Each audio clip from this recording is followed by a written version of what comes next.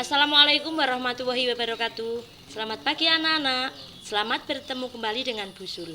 Anak-anak, hari ini kita akan belajar kembali dan kita akan belajar tentang pentingnya udara bersih bagi pernafasan.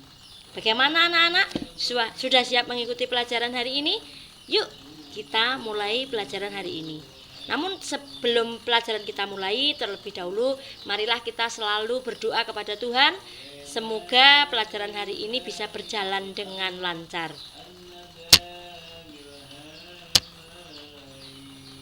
Anak-anak, siang itu Siti, Dayu, dan Edo berjalan bersama sepulang sekolah. Mereka berjalan sepanjang tepi jalan raya. Tiba-tiba sebuah mobil melewati mereka. Mobil itu mengeluarkan asap tebal dan hitam. Udara di sekitarnya pun langsung berwarna kelabu. Dayu jadi terbatuk-batuk. Siti dan Edo segera menutup mulut dan hidung mereka.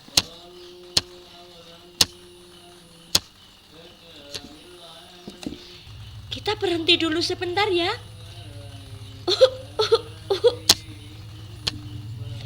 Baiklah, kita berteduh di bawah pohon rindang itu saja ya.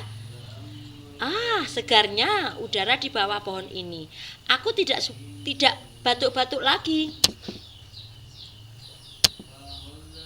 Nah, anak-anak, dari percakapan tadi kita akan merumuskan masalah. Coba perhatikan. Mengapa Dayu menjadi batuk-batuk? Mengapa kita merasa nyaman saat berada di bawah pohon rindang? Siapa yang bisa menjawab? Ya, betul.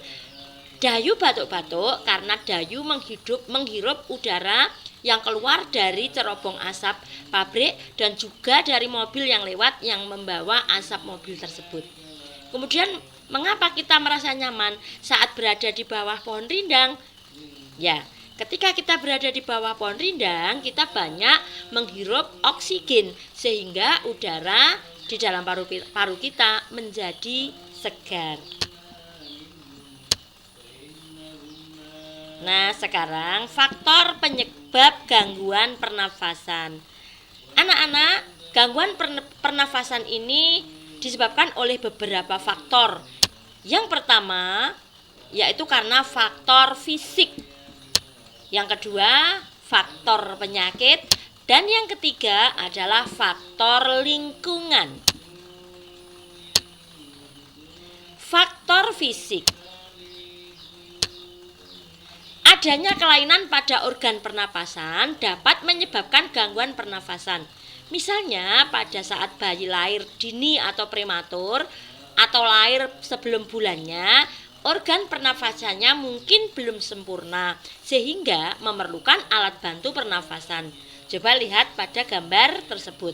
Bayi ini ditaruh di dalam inkubator dan dibantu oleh alat pernafasan sehingga gangguan pernafasan pada bayi tersebut dapat diatasi.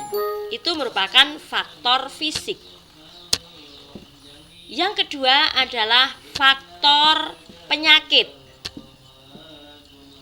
Banyak penyakit menyebabkan gangguan pada pernafasan. Misalnya influenza, asma, bronkitis, emfisema, kanker paru-paru, dan yang paling terakhir saat ini yang paling booming yaitu tentang COVID-19. Ini adalah salah satu contoh gangguan alat pernafasan. Dan yang ketiga adalah faktor lingkungan.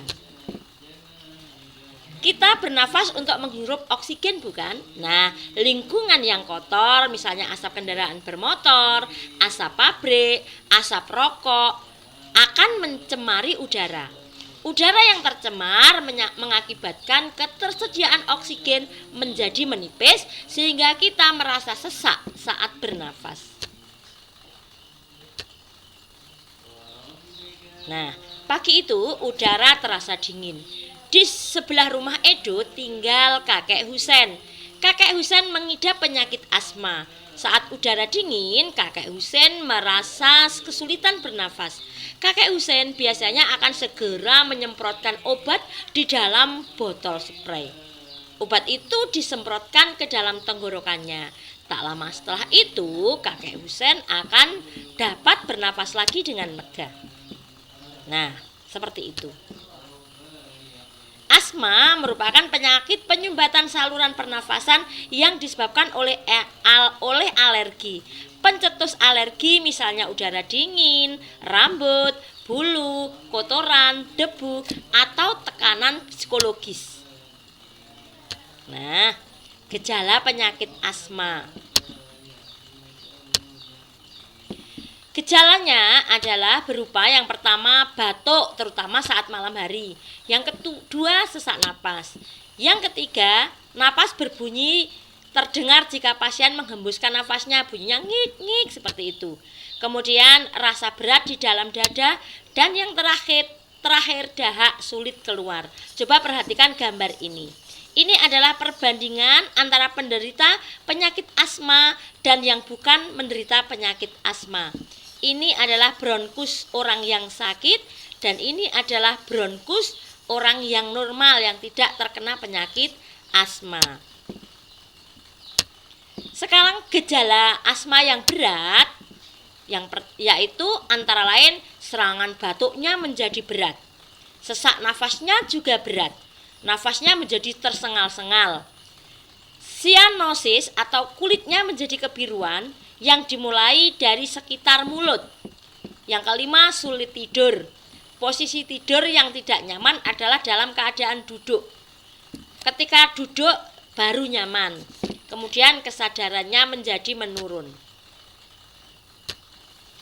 Nah, anak-anak, demikian tadi penjelasan hari ini, pelajaran hari ini kalian bisa mempelajari dan diputar berulang kali. Apabila ada yang kurang jelas, silakan bertanya kepada Bu Sulima langsung. Sampai ketemu. Wassalamualaikum warahmatullahi wabarakatuh. Tetap semangat.